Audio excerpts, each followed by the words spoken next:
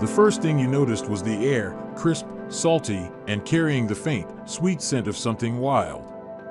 As you stepped onto the long, narrow boardwalk, a sense of separation from the world you knew began to settle in.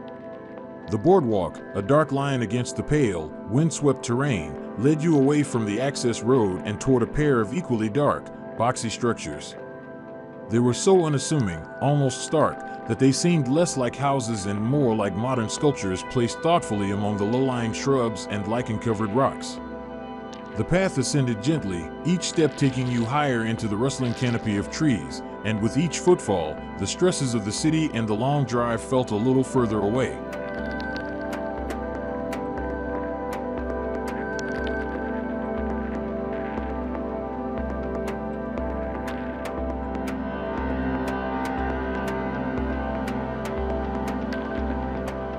The twin buildings stood like sentinels, framing a subtle, winding trail that disappeared into the wilderness. The first, the sleeping pavilion, felt like a promise of rest. Inside, the scent of wood was rich and earthy, a stark contrast to the clean, minimalist lines of the space.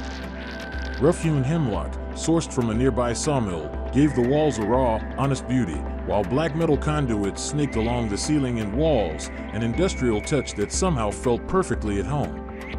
You saw the cozy loft peeking down from above, an inviting nest with a window that promised a view of the stars. In the quiet, you could almost hear the hum of the sustainable equipment in the mechanical closet, a silent testament to the home's commitment to treading lightly on the earth.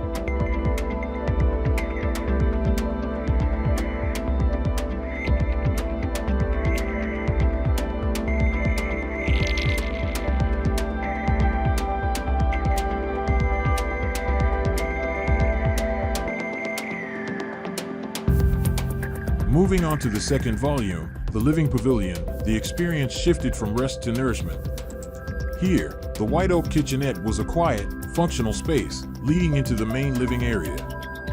Your eyes were drawn to the wood burning stove, its dark surface a focal point against the warm timber walls. You imagined a crackling fire on a cool evening, the family gathered around, sharing stories and warmth. The design was all about connection, to each other, to the fire, and to the nature that surrounded them.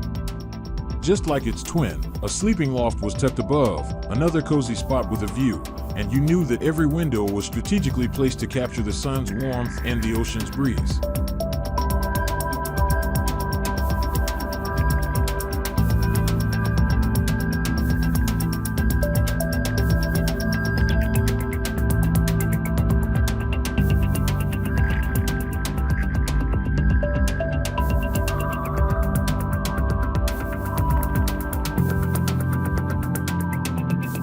Back outside, standing at the edge of the boardwalk, you looked out over the barren landscape.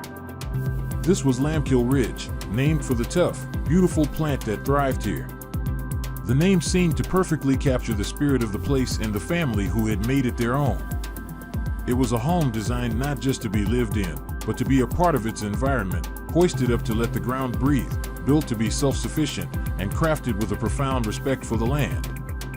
As you turned to walk down the path, you understood that this wasn't just a house, it was an act of integration, a quiet conversation between a family and the wild beauty of Nova Scotia.